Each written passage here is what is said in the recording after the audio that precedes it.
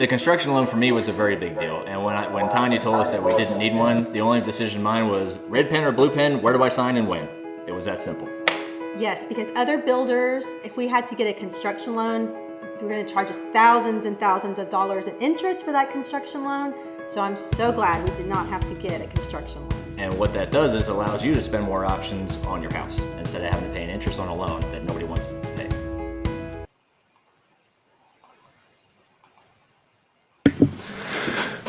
Hey everybody, Eric Alarid at Tilson Homes. Welcome to another Facebook Live that we're doing. We're so grateful that you're joining us today.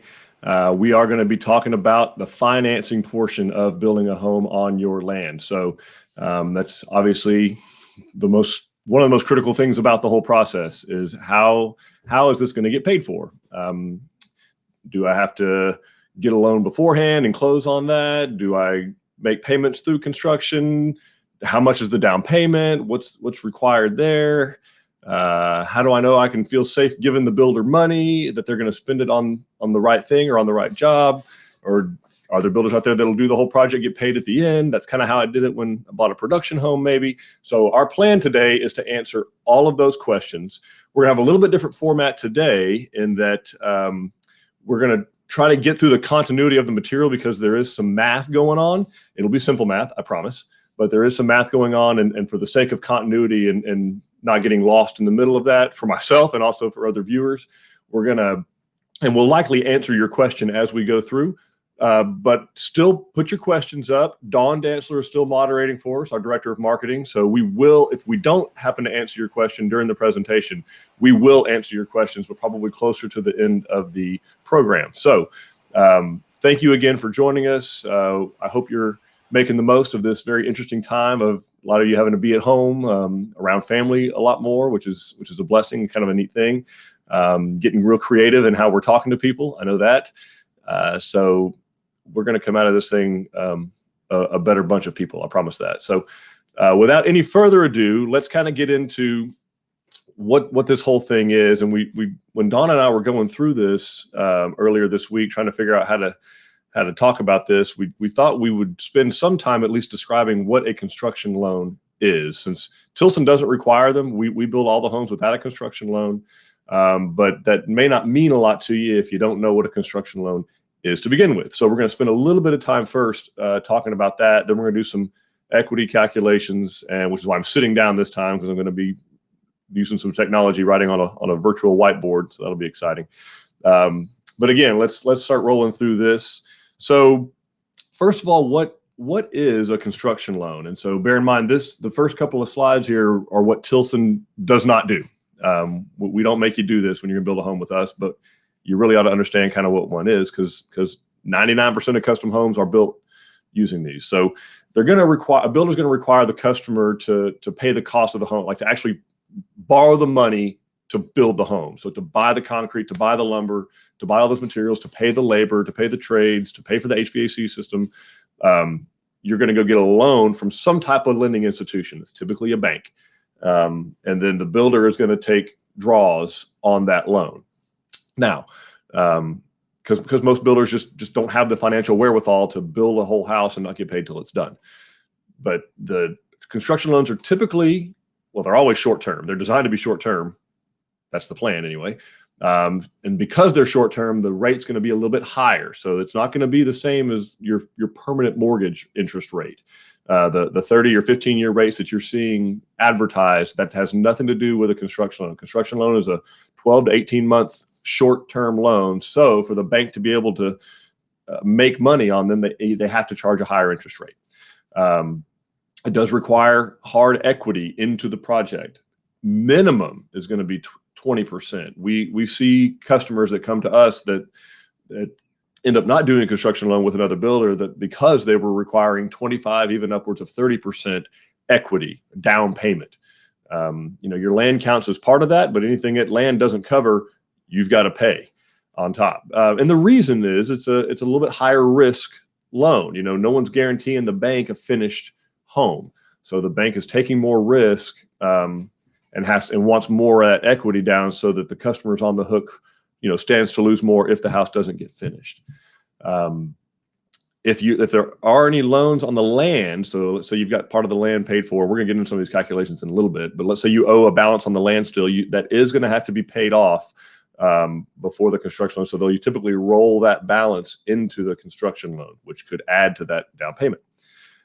Typically, again, they're short term, and then the lender pays out money based on inspections, typically on the home as the home progresses. So the builder will go and ask, hey, Mr. and Ms. Jones, I need $30,000 to do the slab and the frame and to pay those labor. So I need that first $30,000 out of your draw, pay me, and then you start paying interest on that immediately. So interest accrues from the time that you close. So interest is accruing on that loan amount, and that interest increases over time. So your payment actually increases over the life of the construction loan. Because when you take that first $30,000 out, let's say, you're going to pay the interest on that first $30,000. Well, then they need another $30,000 in like a month or two to do the next phase of construction. Well, now you're paying interest on both those $30,000, so $60,000. And so the interest payment's going to go up. And by the way, it's typically interest only. And again, that's so that the bank is making some type of money on the loan. There are some construction loans out there that don't require payments during construction, but what's happening is that interest is still accruing, kind of like a taxi cab meter going, and that interest is going to be due and put into the final mortgage, your permanent mortgage. So those interest payments that would be being paid are going to get pushed to the end, and then they'll get rolled in as part of the closing cost or part of the mortgage itself. And then, of course, you're going to have to close on the construction loan. So there are origination fees. There's fees associated with the title work that's to be done, closing costs to make the loan happen, about 3% of the construction loan amount.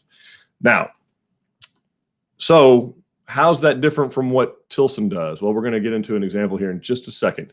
But basically, the way Tilson does it is we're savers. Okay, so we've got the capital, the cash on hand to pay for the entire construction of the home and not get paid by your lender until the house is finished. We do require an equity position. We'll get to that here in just a second, but we pay it out of our own back pocket. So when the framer is ready to get paid, we pay the framer. When the concrete shows up, we pay for the concrete. When in the drywall, sheetrock, texture, paint, cabinets, hardware, so on and so forth. And there's no interest accruing because it's our own money. So there's no need for you to borrow money for us to use while we're building your house. And that's a huge savings that we're going to prove out here in just a second. So let's run over here to a quick example that I'm trying to prepare. Hopefully this all works. Everybody see the whiteboard? I'm sure Don will let me know if we can't. But let's say the whiteboard's up there. All right, thanks, Don. So for example, let's say that the price of your new home is $300,000. Okay. And let's say that the land is worth $75,000. So this is the house and this is the land. All right. Real simple math. Those two added together, the value would be $375,000. So in other words, the day that whatever builder is done with this house, theoretically, you could sell it for $375,000. Now, this will be verified with an as-built appraisal. So before you start construction with us or even close a construction loan, that appraisal needs to be done so that you know ahead of time before you ever start what the true value is going to be. Because like we talked about in our last video, that value can vary based on where the home's being built. Based on the comparable sales in the area. But for our exercise today, just to kind of keep it simple, we're going to say that this is the value. This is the appraised value of $375,000. Now, let's say on this land, though, that you still have a balance on it, maybe. Let's say that you've paid $40,000 on the land. That's good. So maybe you bought the land 5 or 6 years ago. You had to put a down payment to do that, and you've been paying on it, but you still owe $35,000. Okay. Because a lot of people ask us, hey, does the land have to be paid for y'all to build a home? The answer is no, not necessarily. So let's look at this exercise. Now, we're calling this total value. Now, the way loans are done and risk is measured is using a ratio called loan to value, or LTV. So we got LTV, which is a ratio of the loan to the overall value of the loan. So a lender is going to want to know, they're not going to loan out more money than something's worth.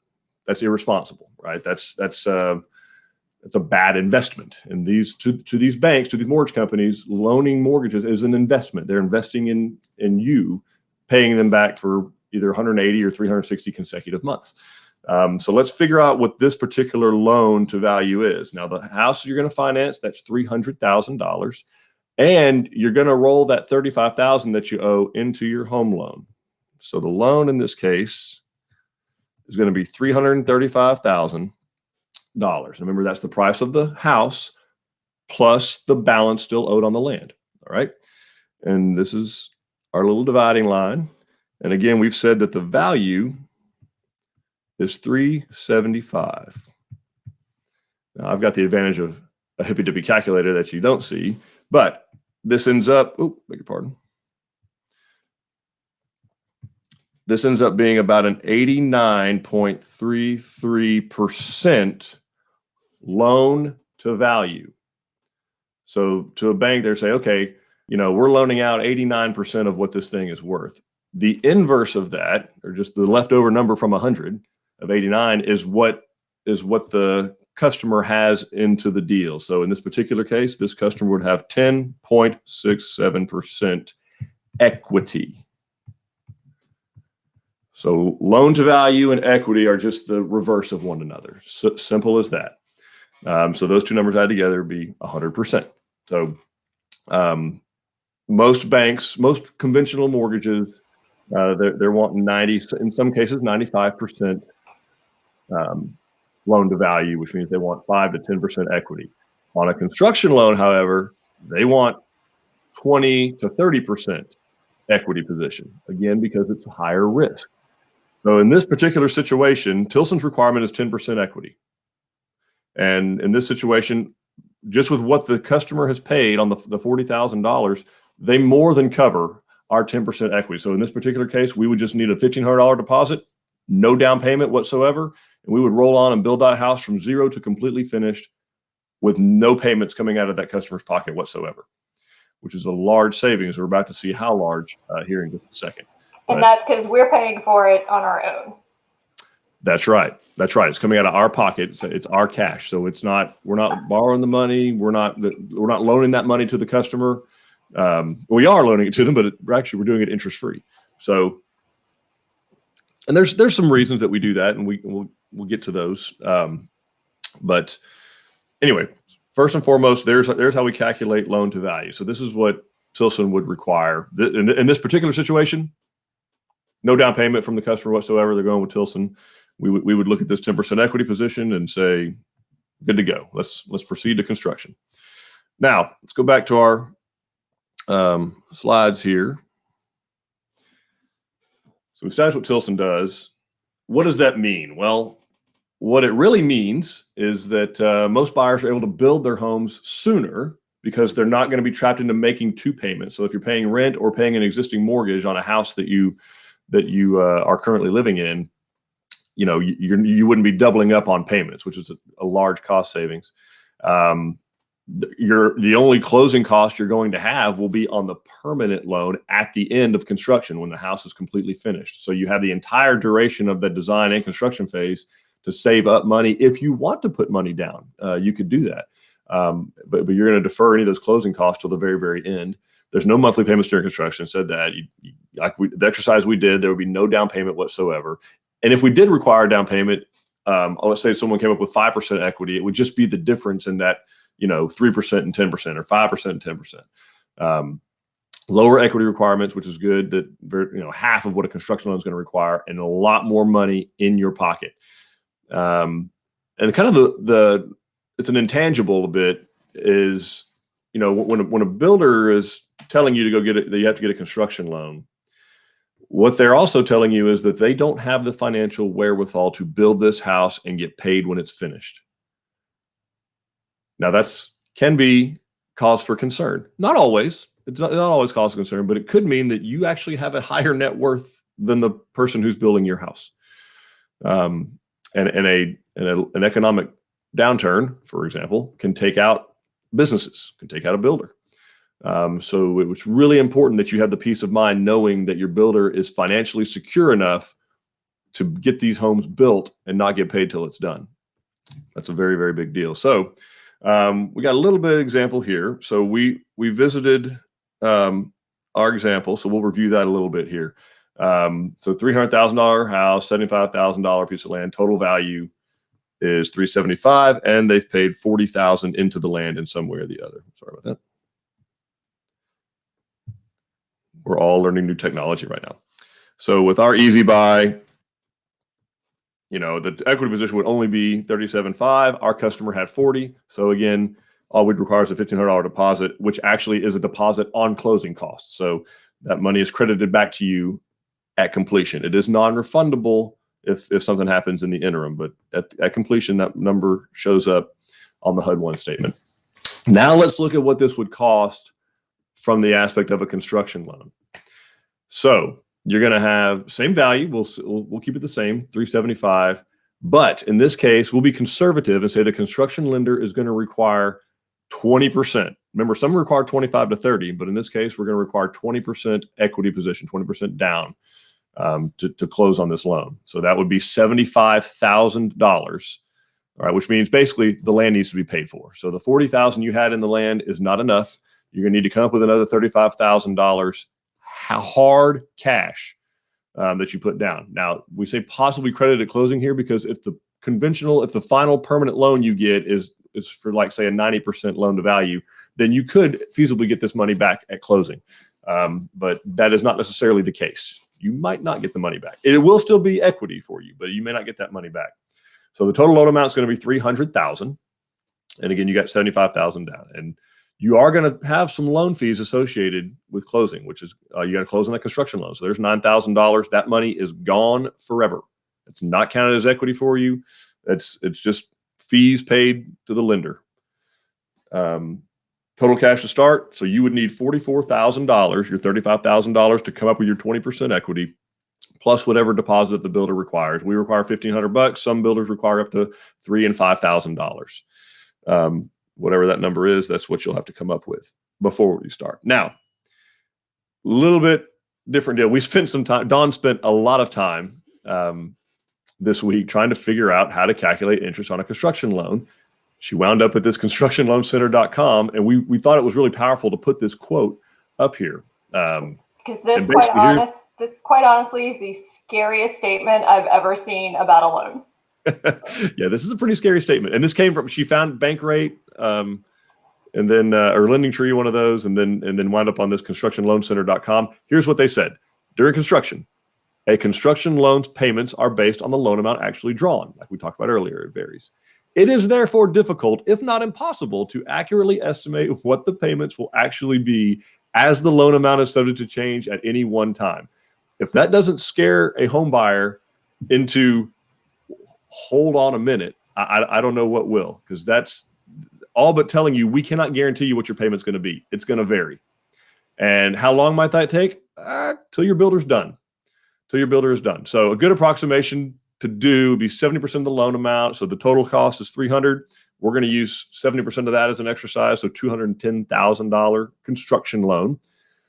Simple interest calculator to figure it out and multiply the results by 12. So all this is from this constructionloancenter.com. So what does that mean? Back to so this is the example on the left that we gave you. Now here is how we calculate that interest. So we're going to take 70% of the $300,000, which is $210,000.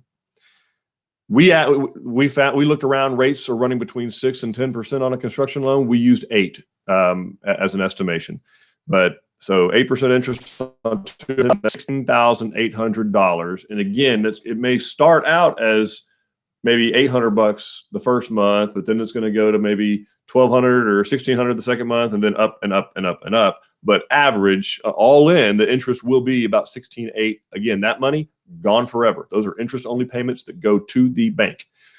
So that's gone. So the $16,800 you pay in interest, gone. The $9,000 to close on the construction loan, gone. That's $25,800 of just gone. Money you can't spend on a down payment, money you can't spend on options that you want to do, maybe the wood floors that you wanted, or the different size kitchen. I mean, that's almost an entire 2-car garage, $25,800. So it's a lot of money. And then other cash tied up. Again, you got to put that $35,000 down to get to your 20% equity plus whatever the builder's deposit is. Now, let's move on to the next. With Tilson's EasyBuy, we already said total cash out of pocket, $1,500. Total paid, gone forever. So all in, all done, cash out of pocket for the construction loan route, you're going to need $60,800. So, yeah, that's a lot of money. Now, I want to spend a little time doing one other type of calculation, and that's some debt to income. And now we can, Dawn, start doing some questions. If people have some questions, I'll be glad to start answering those. Okay. We actually have Dawn, who wants to know if your land is already paid for. All right, if your land is already paid for. I'm sorry, that was actually Sonia. Dawn was trying to help her out. So Gotcha. Sonia is wondering if your land's already paid for. So if the land's paid for, let's go back to our example up here. You would simply have more equity is what would happen. Your loan amount would be lower because you wouldn't have to roll this $35,000 in. But we can go through that exercise fairly easily. So let's say, we don't owe anything on that land. So house is going to be $300, land's this. So this would simply change. This 335 number right here would change, and you're going to have a much, much, much better equity position. So the loan amount we said would be $300,000 because there's no balance on the land. So the loan amount goes down to $300 instead of $335. And I believe this was already 80%, but just for my own peace of mind.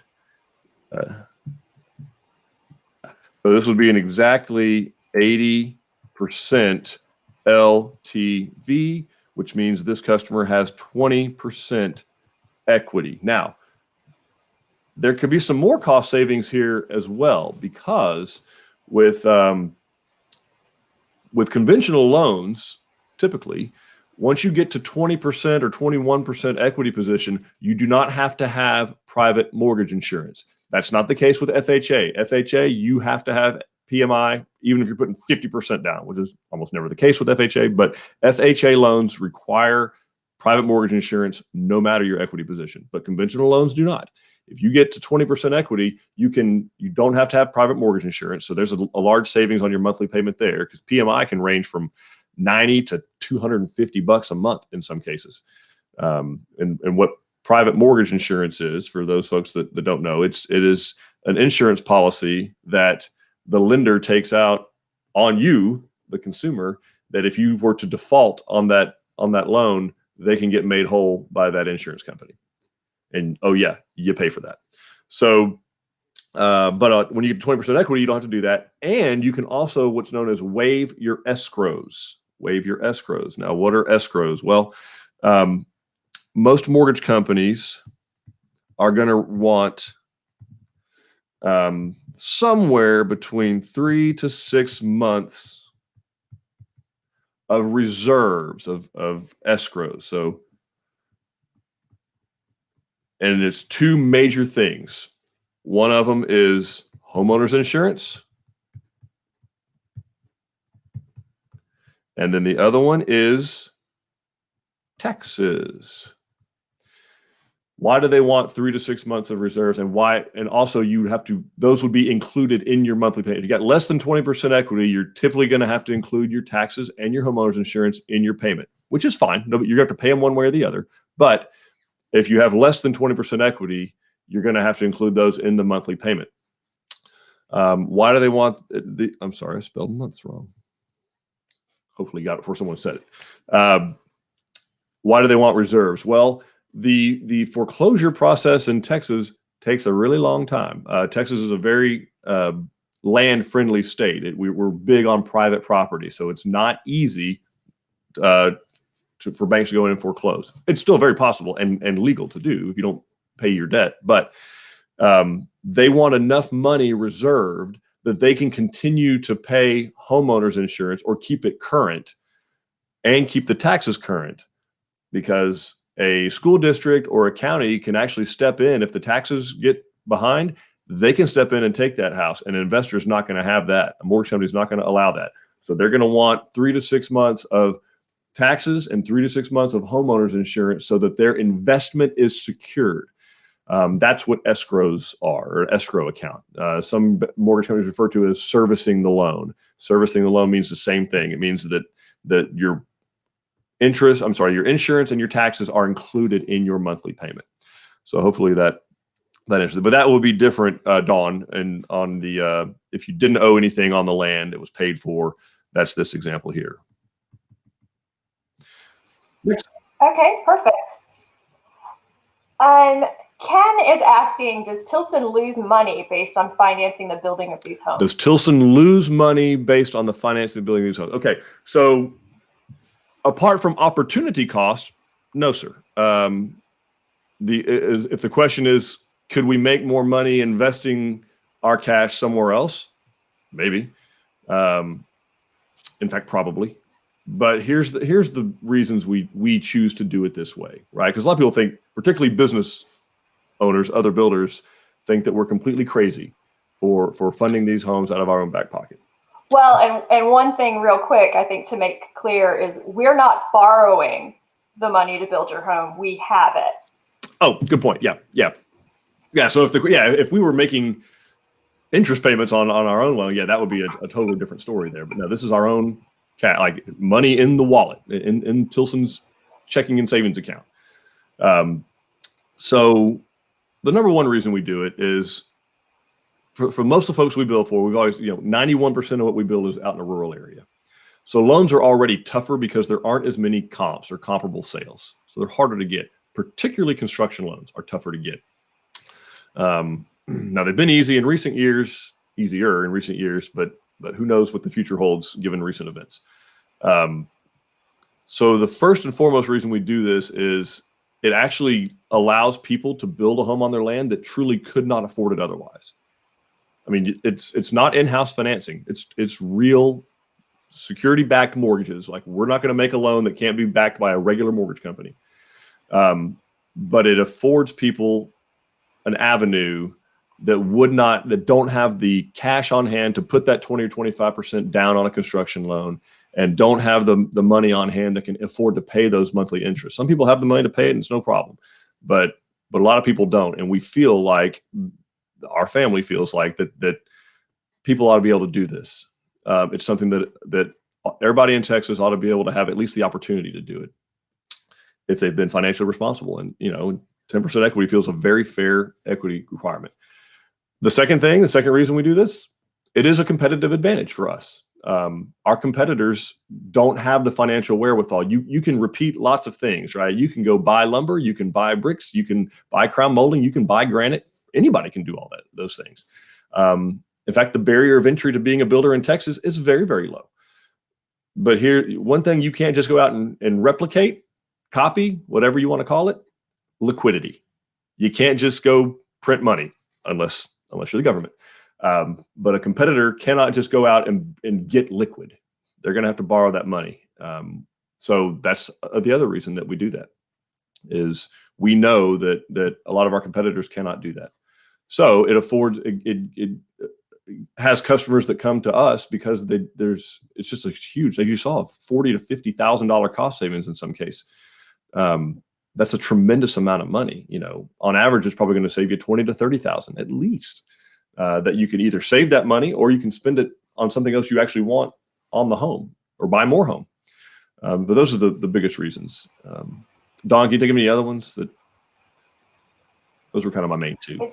Yeah, no, I mean, it's the right thing to do. We have the ability to do it, and it allows more people to own a home sooner. Yeah. Yeah. And again, the 10% equity that we require is for it's protecting our investment, right? I mean, we are theoretically the lender during construction. It's Tilson's money. So we want, our customer to have a vested interest. The last thing that any mortgage company wants, truly, and this surprises a lot of people, the last thing they want is your house on your land. They want nothing to do with that. They want the security of they want the cash flow of those 360 payments. They do not want to foreclose on your house. They do not want to take your land. And Tilson's the exact same way. We do not want your land. We do not want the house on your land. We have our own model homes. They're beautiful. We're good on houses. We don't need any more houses. But what we do want is for you to be able to build the home of your dreams exactly where you want it to be built. And we want to do it in a great way with high quality that's affordable to you, and for you to tell all your friends how great it is, and we go do it for them too. That's what we want. It's super simple. It sounds too good to be true, but it really is that simple and that easy. Mm-hmm. Perfect. Let's see. Jessica is asking, what happens if you're in the process of building and prior to closing, someone loses their job? Great question, Jessica. Yeah, that's a concern for us and a concern for the customer, right? I mean, basically, especially based on what I just said. The last thing we want is that. So technically speaking, the mechanics that's in place allows for a lender to foreclose on a home, just like it does. Now, there'll be some changes to that in the legislation. I haven't read the 880 pages yet. I'm sure we'll be briefed on it, but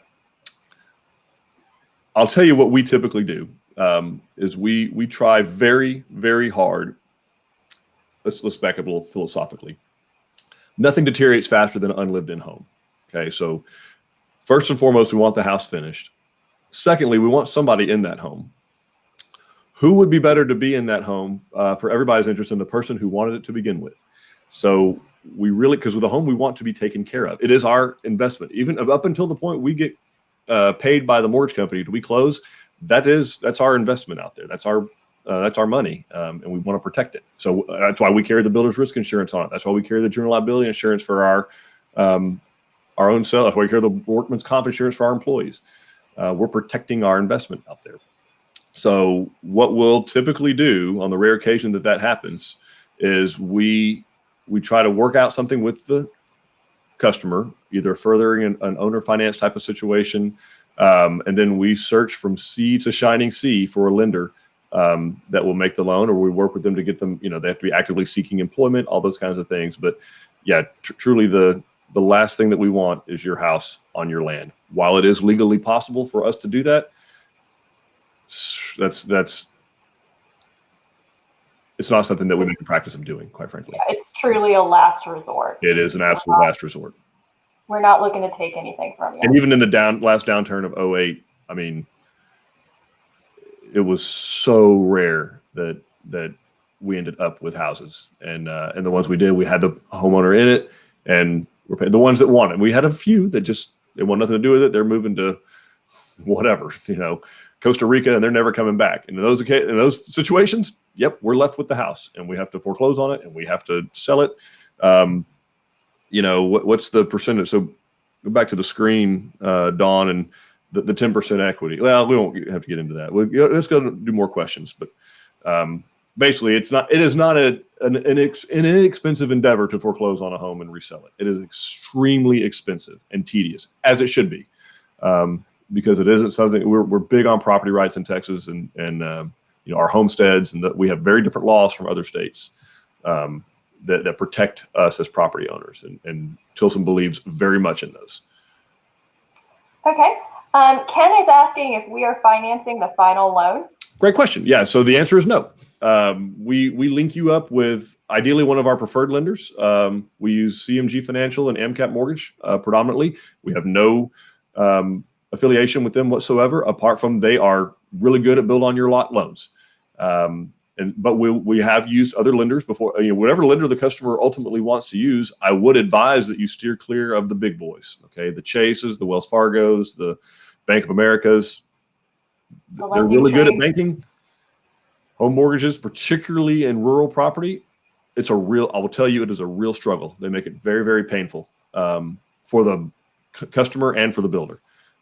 They don't understand build on your lot. They don't understand needing to have an appraisal up front. They don't understand, particularly when we tell them we don't need a construction loan, they look at you like you just introduced them to running water. They have no, and you can't, you're talking to somebody in Michigan and Minnesota, no offense, Michigan and Minnesota folk, but they don't have a clear understanding of how things work in rural Texas. So no, it's the mortgage company, whatever mortgage company you get approved from and you end up closing with, that's who will finance the final loan. So when you go to closing to the title company, Tilson's going to get funded by whoever your mortgage company is, and we're going to assign our lien to that mortgage company. So we have a mechanics lien on the property for the duration of construction. That protects us, also protects the homeowner from trades, vendor, suppliers, things like that, for the amount of the contract price, $300,000 in our example. And then upon completion, once the customer has gotten to do their final walkthrough, we've completed the punch out list, customer is a happy camper, we schedule closing at a title company, and then we go to that title company, and then we get funded then, and we assign our lien to whoever funds us, and then that's who you make your next 180 or 360 payments to from then on out. And then that loan can get sold. A lot of them do. That's why they're conventional Fannie Mae backed loans. Everything we do is a conventional FHA, VA, or Texas vet. It's backed and can be sold on the secondary market. We're not going to put somebody in a house with some kind of shady or weird financing. That's why we don't do in-house financing. I don't recommend going with someone who does in-house financing because you're not in control. One other question. Speaking of control, Brian is asking if Tilson is managing the loan through construction, then would Tilson not have more control over the outcome and timing, which maybe means less control for the consumer? Okay, so leave the question up when we read it one more. So if Tilson is managing the loan through construction, then would Tilson not have more control over the outcome and timing, which may be less so to the customer? All right, so I haven't had too many customers who want to slow things down once you start construction. So I can't think of a situation where a customer would want to have it go slower. The real situation, or I guess a third reason maybe we do it this way, is it is just us and the customer that are involved in the construction part. We don't have to wait on a bank to send a person out to look at it. We don't have to do a dual signature thing where the homeowner signs a check and then we sign a check to, Joe Bob's Concrete. We're facilitating everything to give the customer peace of mind that, hey, the bills are getting paid.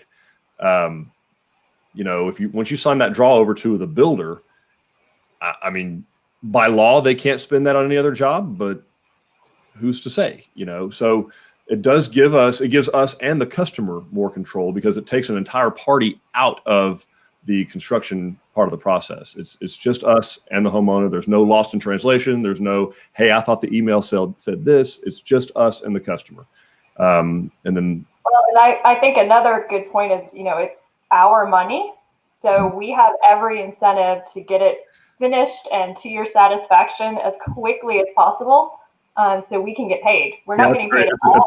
That's a great point, Dawn. Yeah, we it doesn't do us any good for the house to sit out there and lollygag. I mean, if you candidly look, that's one of the biggest complaints that all customers have across the industry, but including ours, is that it just took so long. Okay, yeah, we don't like it to take long either because we lock you in on a price up front that we're not getting paid for till the house is completely finished. So believe me, nobody wants this house finished worse than we do.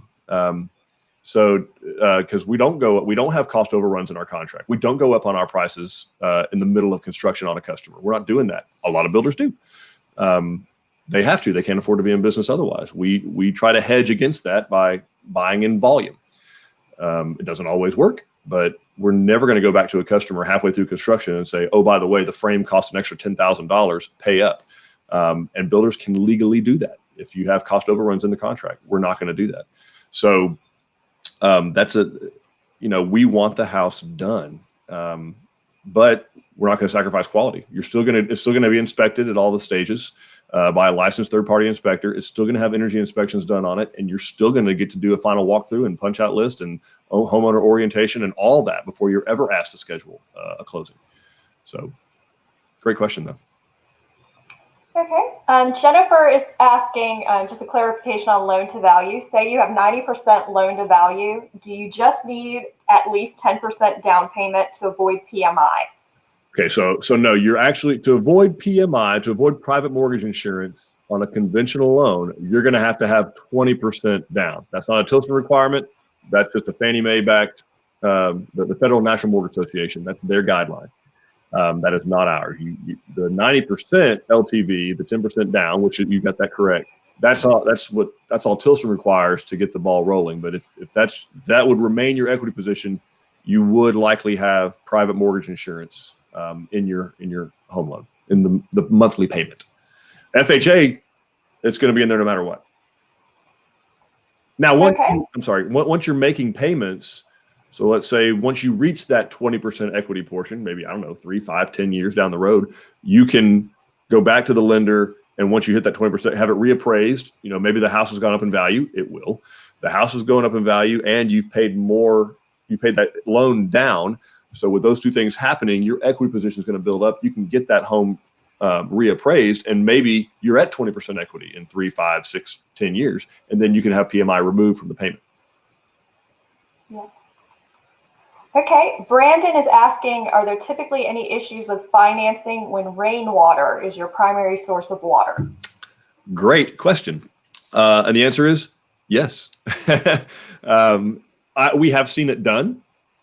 But it's, I know of, I think, one that we did that the lender was okay. And I think they still had to be within like a certain mileage of a facility, like where a truck could come out there and bring water to fill the tank if they had to, like to fill the rainwater collection tank. But yeah, lenders, again, you know, they're betting on, and this is interesting to think about, this is an investment for them. It happens to be a home. It happens to be our home, you know, where we live and raise our kids and make memories. But to them, it's an investment.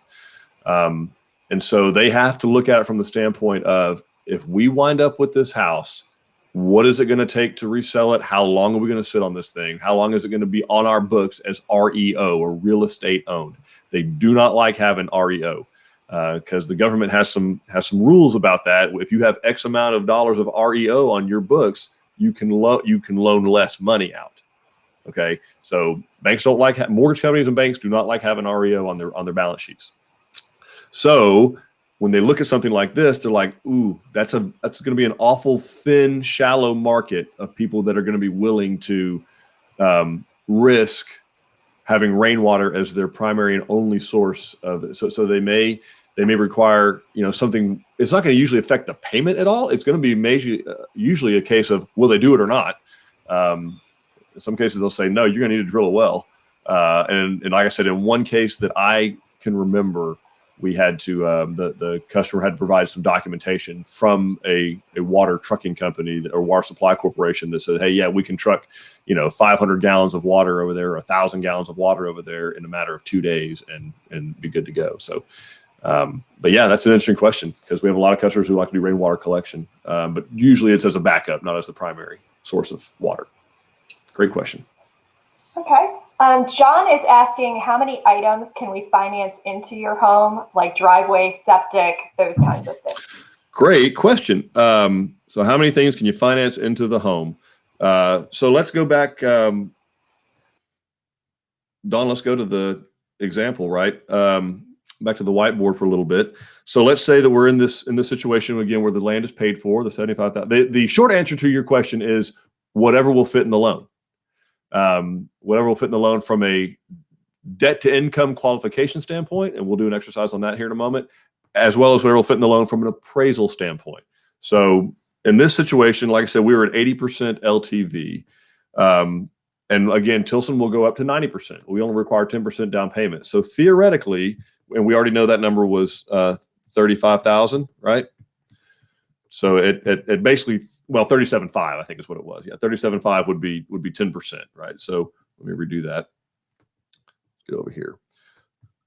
So in this example, and by the way, with a construction loan, this would be a different story, right? Because you had to be at 20% to start with. So 37.5. The answer is, in this example, you could put $37,500 worth of things added in there. So your septic, your driveway, culvert, all those things could be added into the water well.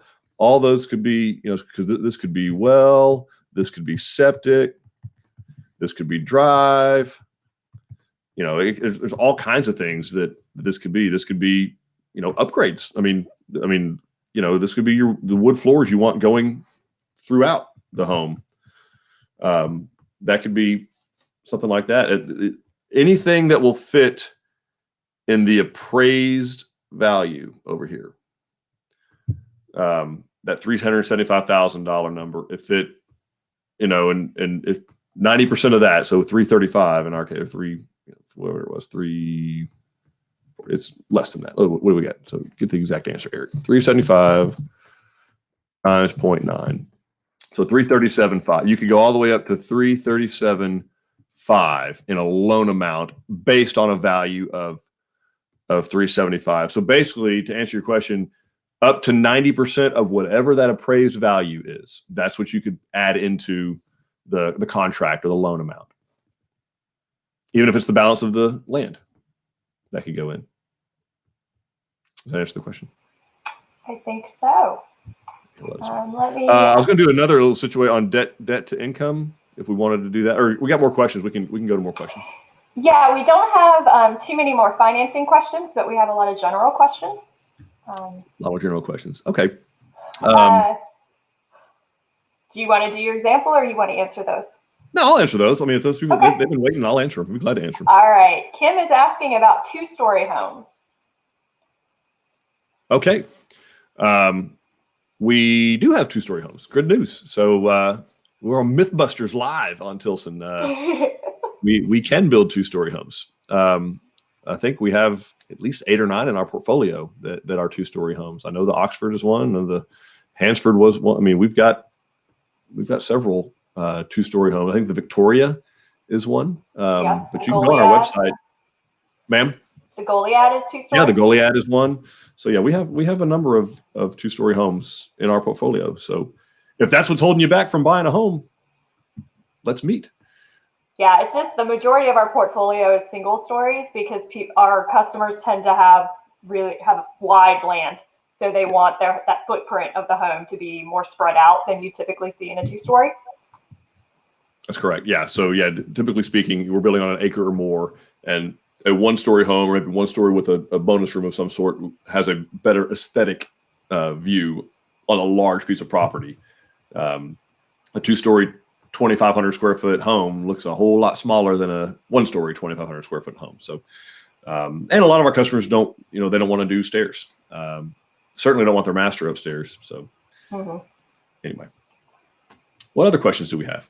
Okay, Adlena is asking if she just bought her land, what are the next steps to building with us?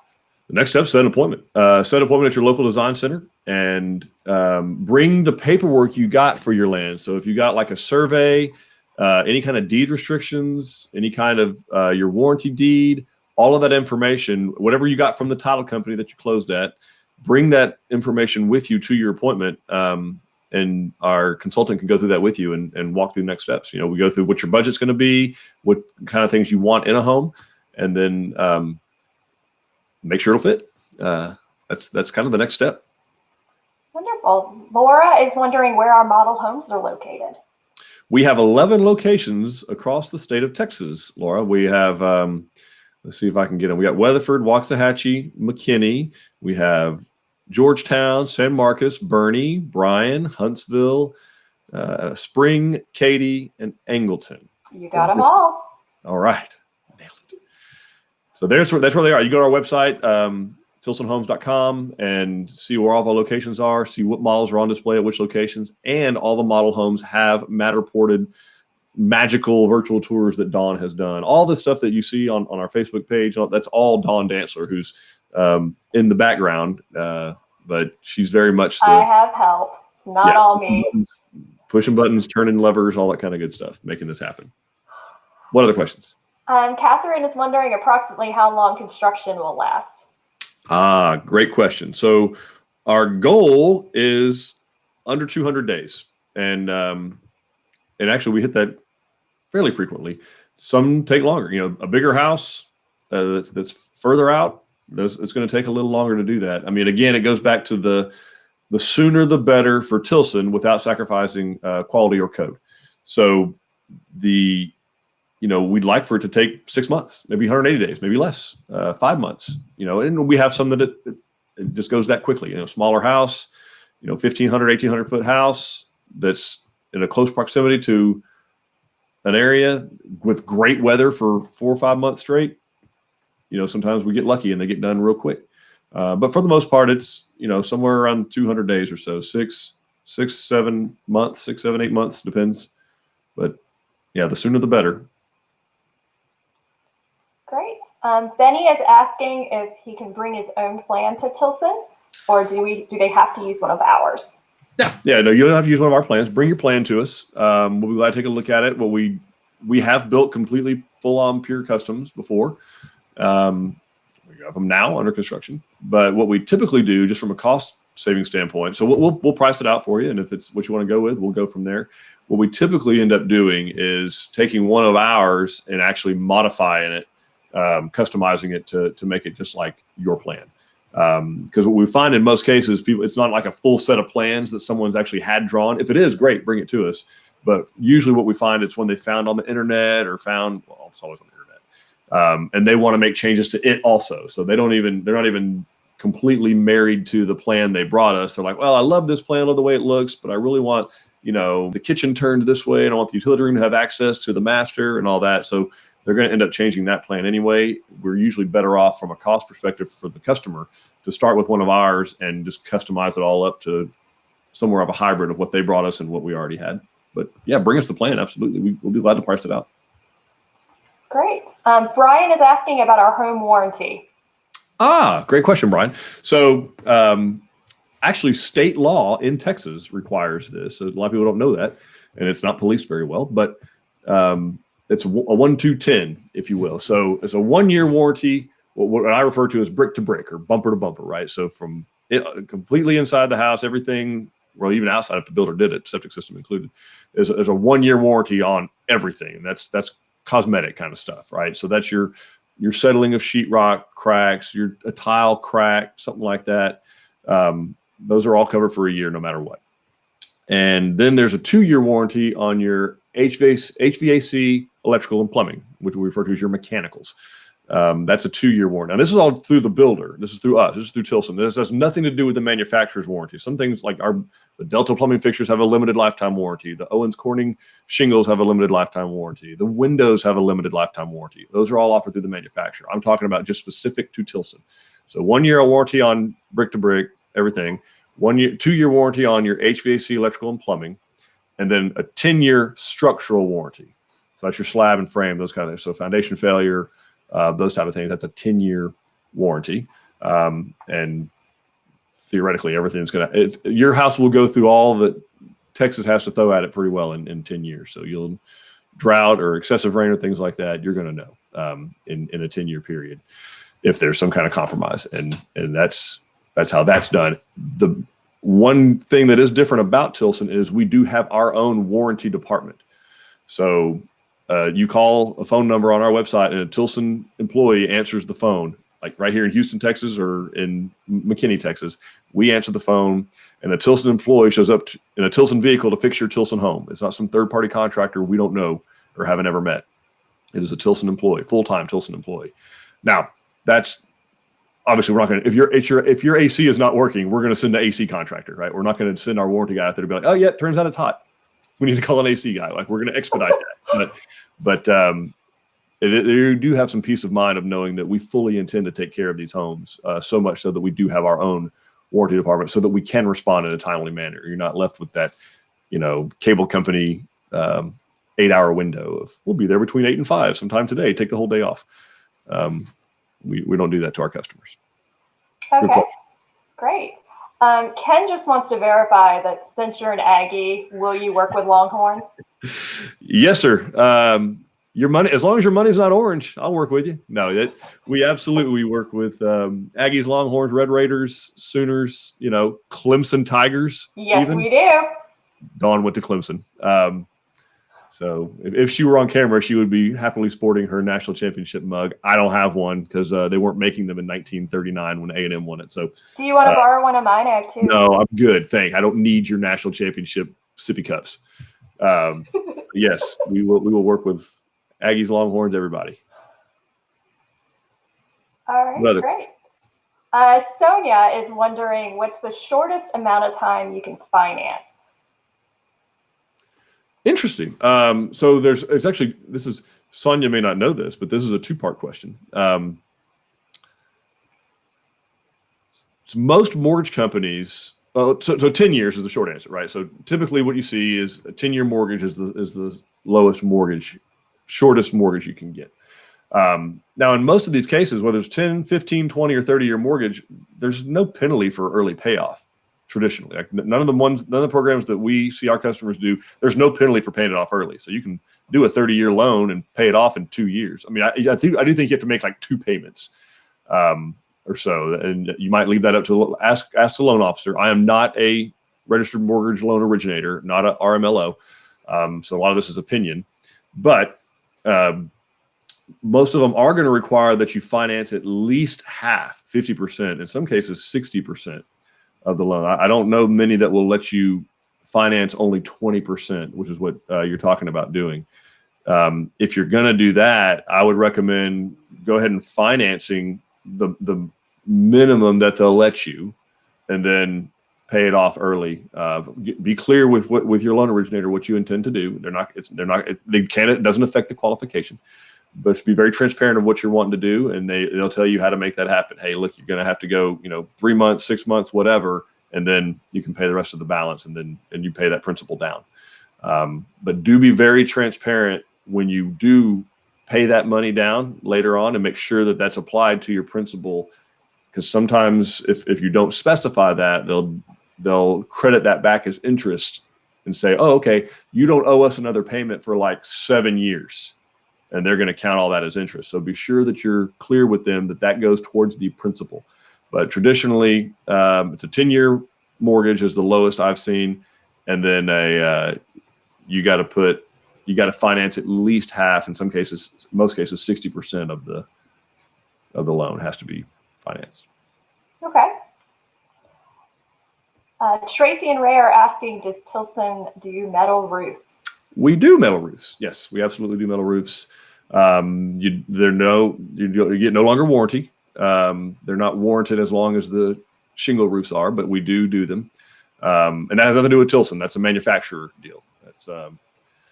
But yes, we do. We recommend a 24 gauge concealed fastener metal roof if we're going to do one. We're not going to put a screw down type roof or something like that up. They're going to leak. Okay.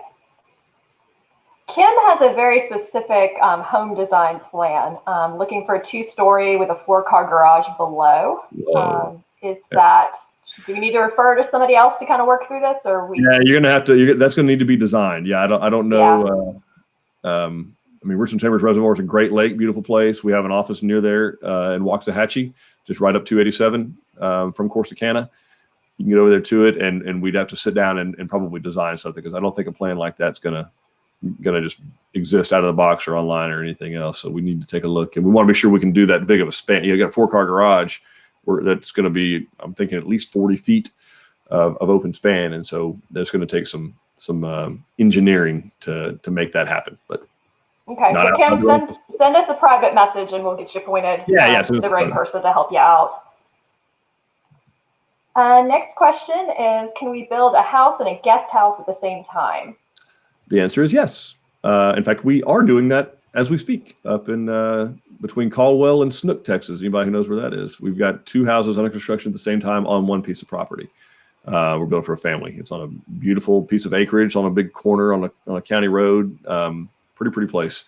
And yeah, we've done it. And actually our model home in Huntsville in Texas Grand Ranch, our LaSalle model, we have a casita that's off the back of that home, separate, completely detached, This is where our design center is. It's where you do all your color selections and things like that. So yes, we can build a main house and a guest house at the same time.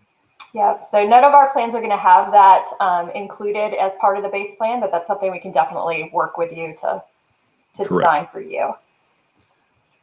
So Carol is saying, with interest rates falling, when's the best time to lock in a rate while a home is under construction? Well, Carol, I wish I had a crystal ball. That's always a question because interest rates are falling till they're not.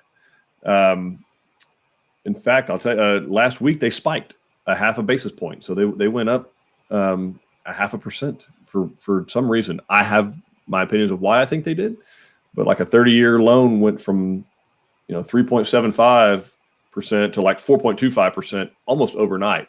I honestly think that was due to the glut of refinances that were going on. I think a lot of people surged into the market to refi, and when demand goes up, you can charge more money. I think that's what happened, because it seems they've come down a little since then. They haven't come down as low as they were, but I don't recommend locking it as low as they are and have been for the last 10 to 12 years. My opinion, this is my opinion, I would not lock in that rate prior to about 60 days out from closing. I maybe even 30 out from closing. I would not recommend locking in that rate before that time, because you usually have to. I think 60 days is typically the most you can do without having to pay anything. There are lenders out there that will let you lock in for 180, 270 days. They charge a lot of money to do it, and it's a hedge. It's a gamble, because you're right. Interest rates, as low as they've been, I would not recommend doing it until 30 to 60 days out from closing. Probably closer to 30, if I had to recommend. Okay. So Michelle is asking, with everything going on right now, is it a good time to build? Great question. I know it's on a lot of people's mind, and it'll probably sound like the answer you expect from me, which is yes. But truly, this economy is going to come back from this. We always do. We will. When it does, prices are going to surge, and so prices are not going to go down. I can tell you that, because a lot of the things that are sourced, the companies are hurting, and they're going to be sourcing materials from all kinds of different places, and the people who have those materials to source, they're going to charge more money for them. So the prices will eventually go up. Interest rates, like the user right before you asked, are super, super low still. And so, yeah, you can get a very low interest rate, which means your money goes further. You can buy more house or borrow less, or you have a lower payment rather. And the prices are not going to be this low in the future. The prices will go up. The housing industry brought us out of the last recession, and it'll bring us. It employs a lot of people, and I'm not talking about just the people out there swinging hammers and driving nails and pouring concrete. I'm talking about manufacturers that make light fixtures, that make plumbing fixtures, that make rebar, that lumber mill. You're talking about forests up in the Northwest where lumber is harvested, raw materials. The guy driving the 18-wheeler out of the logging trail in rural Washington state. The home building industry employs so many people that it will be the only thing that helps bring us out of this, just like it did last time. So, and when that happens, prices will go up. Okay. Catherine is asking if it's better to sell her current home to have more cash liquidity before construction, or can she wait to sell during the construction phase? Yep. So that's going to depend on a couple of things. One is if your home is paid for, it's whatever you want to do. If you're still making payments on the home in which you're living, that's going to be kind of between you and the lender, the permanent lender. So they may say you have to sell. You can't qualify for both mortgages, let's say, from an income standpoint for some reason. In a case like that, you'd probably want to sell it first and have that liquidity to put down. But the way, if your house is actually paid for, then I would hang on to it. I'd watch the market. and based on the area you're building, speak to a realtor. Based on where you're building, find out how long it's taking to sell homes in that area. What's the average days on market? That's really easy data for any licensed realtor to find out. What's the average days on market? Because you don't want to give it away, but you also don't want it to sit there for 7-8 months and have 2 houses to take care of once you close on the one under construction. So remember, you're not closing on the loan with Tilson, and this is a real advantage of going with a Tilson home. You don't have to put any money down until the house is completely finished and go close if you have got the 10% equity already. So you have that whole time that you're doing the design part and color selections, and we're doing engineering and permitting and then construction itself to kind of ride it out and hang out in your existing home. And then if it's completely paid for, sell it closer to the end, maybe 60, 90, 120 days out from however long it's sitting on the market, and then put that cash down at closing when your Tilson home is completely finished. Okay. So Joe threw a roll tide into his comment, but I'm going to let you answer his question anyway.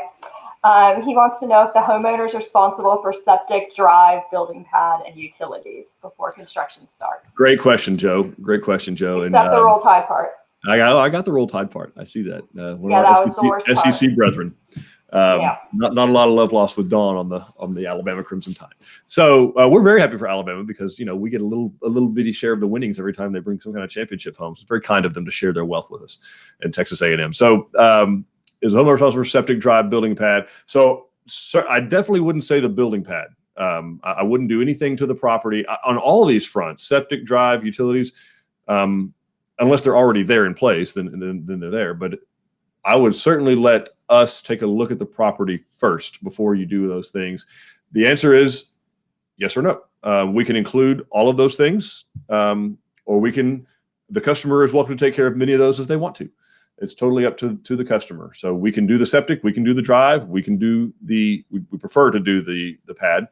And then the utilities is the only one that's kind of iffy. We do include, no matter what, 60 feet of water and electrical line in the base price of every single home just to get it hooked up. Now, what you will probably have to do, because the land is in your name, you will have to open accounts with those. So like whatever co-op does the utilities, and whoever the electrical company is, whether it's Sam Houston Electric Co-op or Houston County Co-op or Entergy or CenterPoint, or you'll have to get that. We can't open an account because the land's not in our name. We don't own the land. And the same thing goes if there's a water entity of some sort, whoever the water supply company is, you'll have to open an account with them, and they'll have some type of a tap fee, a meter for them to install a meter out there. They have a fee to do that. So check with them. We can't do that. We can run the line from there to the house, but we can't go on your behalf and open up an account with the water company. We can't. They won't let us do that. But yeah, all those things can be included, or you're welcome to take care of many of those as you want to. I would recommend we work together as a team on all of those things, because they all affect, the layout of the house on the land, where the sewer is going to be stubbed out for the septic. So get us involved as early as possible on all that planning, and we can maybe either save you money or save you from a pitfall. Okay, great. Chris is asking if his land already has a house built on it. Can we help demo the house? So we can certainly help get bids on that. Yeah, we aren't in the demolition business, but we have built several houses for customers all over the state that have had to demolish something in place first. So we can certainly help you kind of vet contractors a little bit, kind of guide you on what's included versus what's not included. And so if it's a municipality, for instance, if you're building in a city, they're going to have a demolition permit, almost certainly, that they're going to want to issue. So that'll kind of help vet the contractor as well. But we don't have our own demolition that we do, no, sir, but we can certainly help guide you. Okay. Ken is curious how much the casitas in Texas Grand Ranch run. Man, it depends on where you're building it. Ken, anywhere from probably 125,000 up to 150 or 60,000, depending on where it's being done. The one of the challenges with smaller homes is that a lot of those fixed costs are still there. So, for instance, particularly if that's all that we're building, larger homes. This is why price per square foot can be so misleading. By the way, here's a great example of that. whether I'm building someone a 2,500 square foot home or a 900 square foot home, how many porta cans do I need? One. How many kitchens is it going to have? One. How many utility rooms is it going to have? Probably one. How many bathrooms? One or two. So a lot of the fixed, I still have to do geotechnical investigation. I still have to do soil tests. I still have to do engineer foundation design. I still have to do a manual J, paying HVAC. I still need at least one AC unit, right? So a lot of those fixed costs that I can spread over a 2,500 square foot home and make the price per square foot appear lower. You have less square footage to do that on a 800 or 900 square foot casita. So I'd be real leery about price per square foot, which not what you asked, but just as a extra answer. But usually about 120 to 160, depending on where it's being built. Okay. And what happens if you just bought your land and you really don't have any equity yet? Okay, so if you just bought your land and don't have any equity yet, you got a couple of options. One is you just keep paying on the land till you get an equity position. If you have the money to put down to make up that, whatever the difference is, 5%, 7%, 8%. Because if you just bought the land, you probably had to put some money down on it. Maybe you didn't, but I don't know many places that are financing 100% of a land. Usually land does require at least 20% down because, again, it's a little bit riskier investment from a banking standpoint. People are statistically higher to let a piece of land go back to a bank than they are their own home. You'll do a lot of things to avoid losing where you shelter your children and your family day to day. So they usually charge a little bit higher interest rate and require more money down when you buy a piece of property. So you've probably got some equity in that land to start with, and it's worth something. So it'll be included in the appraisal. Maybe it's worth more than you bought it for. It may not be, but it may be. So we get an appraisal done, we would know exactly how much more you would need to put as a down payment, or as in our case, we would require it as an equity deposit. In some cases where we hold on to that, maybe $5,000, $7,000, $10,000 for the duration of construction, and then upon completion of the home, when you get to closing, we release that money back to you. You can put it down on the home. You can, take it back and put it in your bank account or whatever. But we recommend, either down payment or keep paying on it until you get to the equity position. Okay. So Sonia is asking, she wants a certain square feet. So she likes one of our plans for the size, but she likes a different elevation from another plan. Are we going to charge her extra? If you want a certain square foot, you offer, but want a different elevation from another plan, you offer. You have to pay extra. I mean, it's not extra because it's a different elevation, Sonia. It's if anything, you're going to pay the difference. So if it's a steeper roof pitch, for instance, so if it's flat like that, that is less expensive than steep like that. Stone is more expensive than brick, and brick is more expensive than hardy plank siding. So that's stucco is about the same as stone. In some cases, a little more. So that's typically what's going to drive the price. It's going to just be the net difference between what's there in the base plan you're looking at and what you're wanting it to look like. But we don't pay extra. We don't charge extra just to make it look different. You're just going to there's no design fees for us to do that, but it's going to be the cost of labor and material associated with making that change. Correct. All right. What else do we have, Dawn? We've been going an hour and 15 minutes here. People still interested? Yeah, they're still here. So I figure we'll answer as long as they have questions. Absolutely. Is there much of a price difference in building up rather than building out to get the square footage that you want? Great question, Belinda. So, I mean, theoretically, yes, it is. It's probably a little less expensive to build up as opposed to out because your slab and your roof are there. But you can't be nearly as flexible on design either because you have to take in consideration, chases for AC ductwork to go up and down, span tables of how big rooms can be based on how open you want that home to be. Excuse me. So, there's some give and take there. There's not. I wouldn't say there's enough price difference if you're building the home of your dreams out where you want it to be. I wouldn't go to get more footage just by going up if that's not really what you want. And again, it's certainly as inexpensive as money is to borrow right now. If you can borrow the money at 3.5%, I would be more inclined to go get what I want. You know, I mean, 10 or 12 or $15,000 doesn't affect the payment that much on a 30-year mortgage at 3.625%. It's very, very little, actually. So Belinda, I would say let's reach out to a design counselor, get them to price it for you both ways, and see which scenario you like better, because it's really going to come down to what you want. Donna, somebody asking for the debt to income ratio example. Did that happen? Yes. Colleen was asking if you wanted to revisit it. Do you want to go to that? I'll do it. If they want to give it, if they this may drop the rest of the users off. Please. All right, Colleen, you asked for it. So what is debt to income? So it's another ratio similar to loan to value. But let's see. All right. So most mortgage companies, they have a percentage of your income that they will allow your overall long-term debt to be. So, every month you make a finite amount of money. You combined household, you and your significant other make a combined amount of money. And then every month, some of that money goes to pay for debt. So debt are things like, of course, the house note itself, the home mortgage, car payments, 401k loans, student loans, child support, all the things that you owe. It does not have to do with like the gas bill, your cell phone bill, that kind of stuff. It can and oftentimes does include credit card debt. That's revolving debt if you have large credit card balances.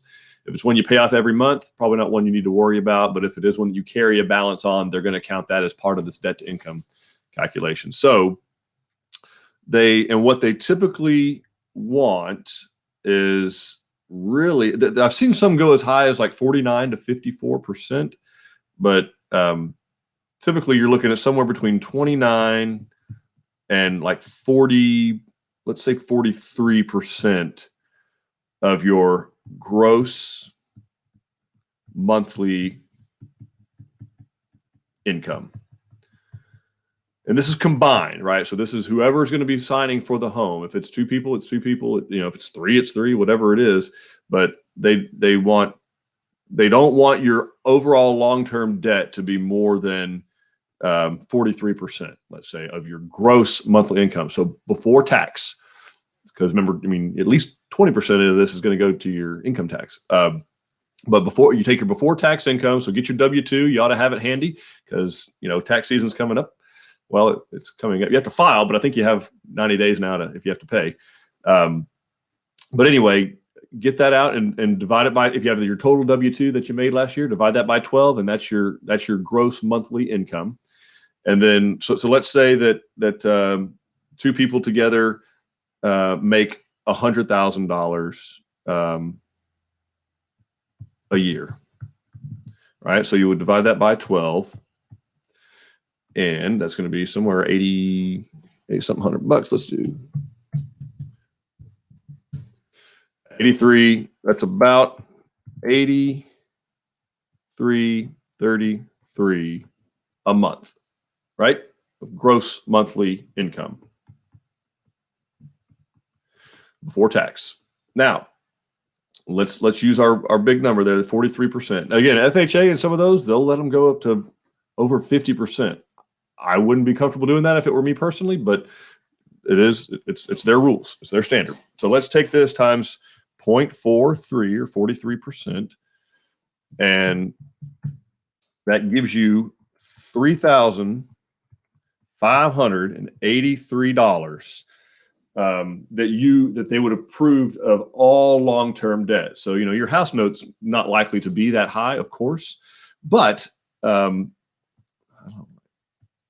let's say the house note with taxes, insurance, everything on there was like $1,800. Okay. But let's also say that you've got, a car loan, and that's $750 a month. So here's house, here's car. Let's say you got a student loan, and that's maybe $500 a month. And let's say you got a boat, right? Because or an RV, something like that. And let's say that's another, $700 a month. And let's say that you carry, so you pay maybe, and what they're usually going to count on the revolving debt on your credit card payments, they're going to take what the minimum payment is. That's what they're going to count against you, not what you may pay more than the minimum, and that's great. I think you should, but they'll take the minimum payment typically and count that. So let's say all your credit cards together, you carry a balance on the minimum payments are $200. So in this situation, 1,800 minus 750 minus 500 minus 700 minus 200. Yep, you're a little in red. That's going to be too much. So what would have to happen is something here would need to get paid off, right? Because 1,800 plus 750 plus 500 plus 700 plus 200. This is $3,950 worth of debt obligation, long-term debt. So the mortgage company would say, hey, you know what you need to do? We need to get this closer to this 3,500 number. What can you pay off? Do you have enough money on hand, or can you accelerate payments on maybe that student loan or those credit cards and get those paid down so that you can get to this 43% number up here? So Eric, Amber actually has the same question I do. Are student loans different? Like we thought they don't actually count towards the required they count payment. They count towards your long-term debt. Oh. And here's why. This is a great question. Mortgage companies, what scares mortgage companies more than anything is if there's a law that's passed this year that changed that, or last year that changed that, maybe that's the case. You talk to a loan officer, but traditionally in the past, they definitely counted them because anything that can step in and garnish your wages makes a mortgage company very nervous. Not nervous, Okay. but they're going to want that paid attention to, right? Because the federal government can step in. If you're behind on a student loan, let's say, they can garnish your wage. In other words, they can get in line in front of the mortgage company and actually take that money out of your employer's paycheck before it even hits your bank account. The same can be done with child support, alimony. Those type of things are things that they're not showstoppers by any means. I mean, people buy houses every day that have student loans and child support and alimony, but those are looked at very closely. If you're behind on those, or you have a judgment on something like that, that's going to be a big deal to a lender because they can get in front of the lender in line for getting your money. So, but if there's a program out there where they don't count the student loan debt, go for that program. But in this case, we need to get this $3,950 of combined long-term debt down to a more manageable. Maybe sell the boat. That might be something to do. There's always a boat for sale. Trust me, as a former boat owner, there's always a boat for sale somewhere. Does that make? Oh, so on the debt to income, that's what your options are kind of make more money. And these are conservative numbers, right? If you get one of these programs that'll allow you to go up to 54%, they'd probably approve this, no problem. But if you use these numbers, this 29 to 43% number, those are going to be pretty conservative. Those will keep you out of trouble, for the most part. If you're behaving responsible, using those numbers will keep you from getting in a bind. Okay.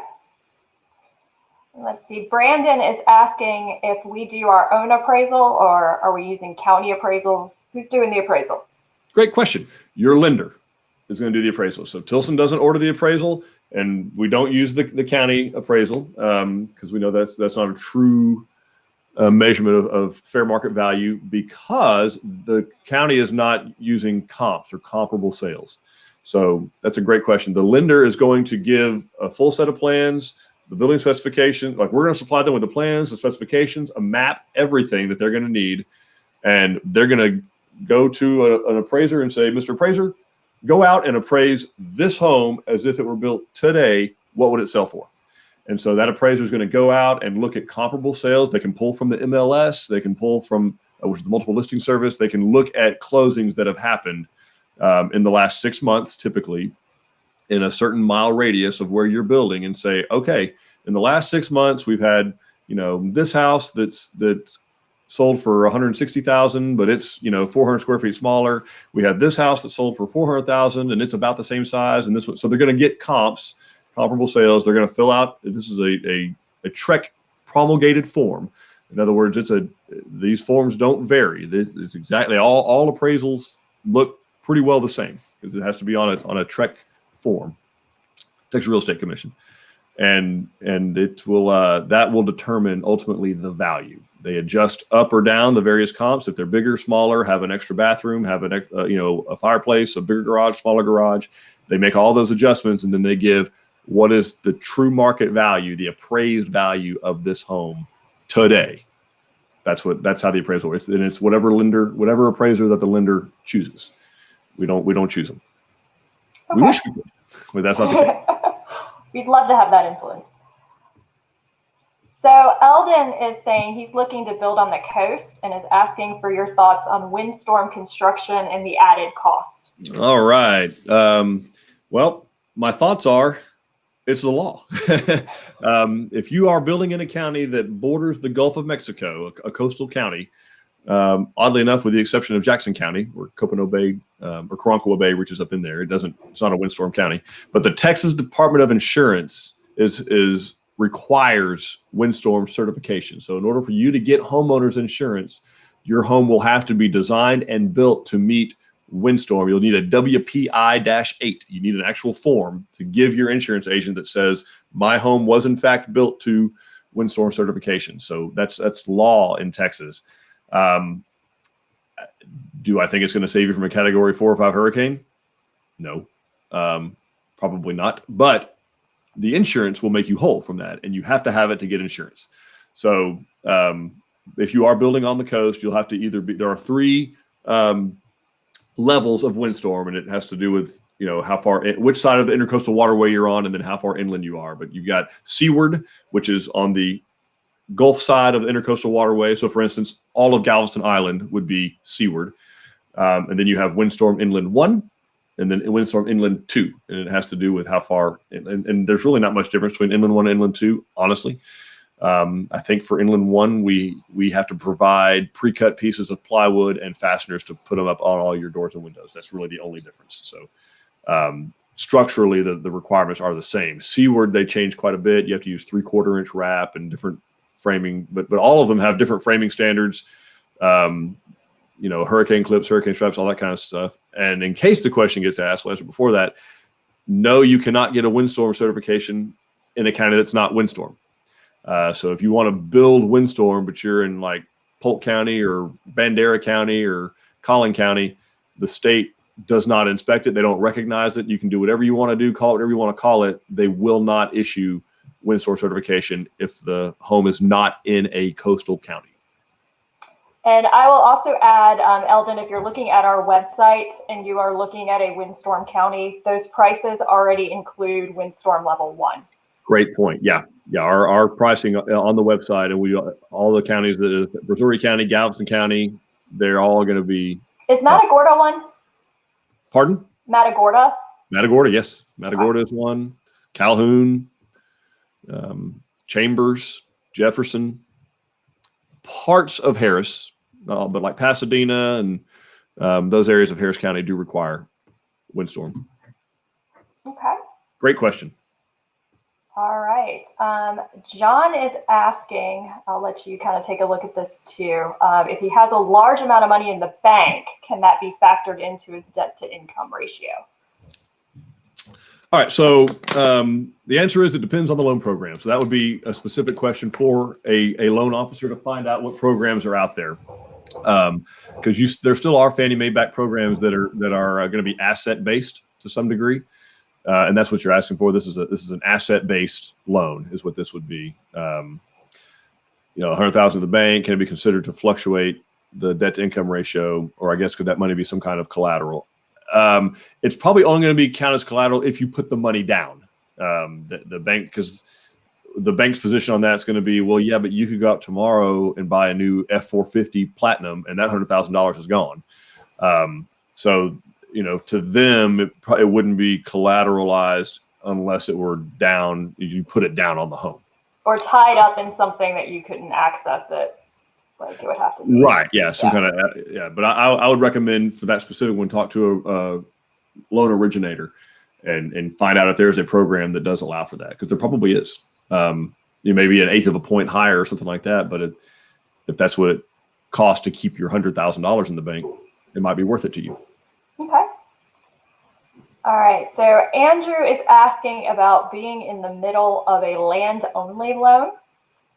Is it considered long-term debt calculated into your debt to income for your mortgage, or how does that work? Great question. Okay, so what will happen is, they're what they'll do is they're going to assume that balance. So to calculate the mortgage payment that they're talking about, was that $1,800 we said? They're going to put your land balance into your home loan. So to get to this number, they will have already figured, here's what it's going to cost to pay off that land loan and that amount. So that it'll be based on our example was $300,000 earlier for the price of the house. Let's say you owe $35,000 on the land. They'll do all of your calculations and numbers based on a $335,000 loan, not a $300,000 loan. So the loan that they base these numbers on will be based on whatever home price you're building plus whatever the balance is on your land. That will be your total mortgage. So that you would keep paying it, but it kind of would be calculated in this debt to income ratio, but it would be as part of the house payment, if that makes sense. So yeah, as long as it's the land building on, you're good. Yes. All right. So not a question, but a thank you as we sign off. Brandon is thanking you for your time, and I second his thanks. I know this has been very useful and appreciate you doing this.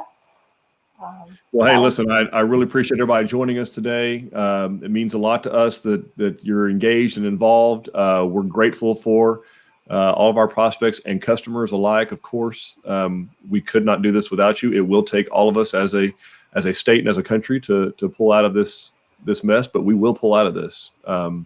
We've seen everything from the Great Depression to World War II to landing a man on the moon to oil embargoes of the 70s, real estate crash of the 80s, September 11th, Tilson has been through all of them. Gig 'em, Herman Mock. We appreciate that very much. Thank y'all for doing this. We will post this to YouTube. If you missed part of it, this is going to get posted later on to YouTube. So stay safe out there. Spend some time not looking at news and do something happy with your family. It makes a big difference. So this is really the time that you can't get back later on. So make the most of it. We will also be back on Tuesday at 2:00. We will have Eric McKiernan out of our Katy office up with us and talking about one of the houses that he is about to close on, showing you changes that were made and again, answering whatever questions you have. Wonderful. Yeah. So we'll be back here Tuesday. We're kind of doing these right now on Tuesdays and Saturdays. So we'll be back Tuesday at 2:00, like Don said. And thank you, Dawn, for putting these together, making these happen, and putting so much work into it. I couldn't do this without you. So thank you. It's great. Thank you. Bye-bye now. Bye, everybody.